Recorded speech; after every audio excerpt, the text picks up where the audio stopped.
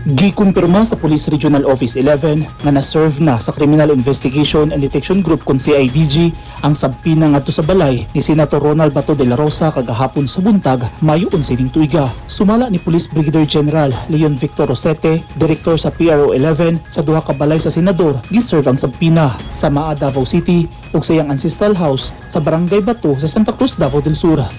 If ever arrest will be issued, then we'll enforce it. And all the government agencies, law enforcement agencies will enforce it. Pero pagkahapon, Mayo 11, 2026, nasurpresa ang tanan dihang misipot ang senador sa session sa Senado nga naatol sa pagtangga sa pwesto kang Senate President Tito Soto ug gihulipan sa kalyado nila Bato nga si Senador Alan Peter Cayetano. Kiklaro sa Department of the Interior and Local Government kon DILG nga wala pa'y opisyal nga nadawat ang ilang opisina nga ICC arrest warrant batok ang De La Rosa nga may kalabutan sa extrajudicial killings sa panahon sa war on drugs sa administrasyon ni kanhi President Rodrigo Duterte. Apan sa Senado makita ang presensya ni kanhi Senador Antonio Trillanes nga nagdala pa og kopya sa warrant of arrest batok sa senador. Hinuon anasab ang mga legal counsel ni De La Rosa sa Senado. Kami po ni Attorney Torion at ako po yung Torion and Bondoclo ang among many others. So they are claiming that the presence of Senator Bato is very tactical because the previous Senate leadership refuses to heed to the voice of the people not to entertain the impeachment war. No,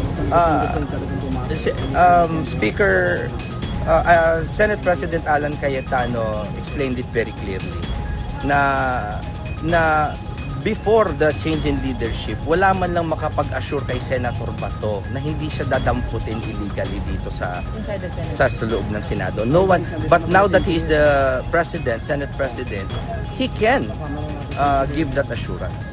Pero ugali mogawas na ang warrant of arrest gikan sa ICC batok sa senador. 10,000 ka PNP personnel ang i-deploy sa DILG. Of course, on the investigation aspect, we will assist and facilitate the investigation. If there will be coordinations from other support, national support units such as the CIDG, then we will be very happy to accommodate them for the investigation. Base sa sabpina ang gipagula sa CIDG sa Camp Crame, imanduan si De La Rosa nga mapatimaw sa opisina sa ahensya alas 10 sa buntag karong Huwebes, Mayo 14 ning tuiga. Gipailawom karon sa protective custody ang senador sa Senado. Eugene Hinutan, Newsline Philippines. Stay safe.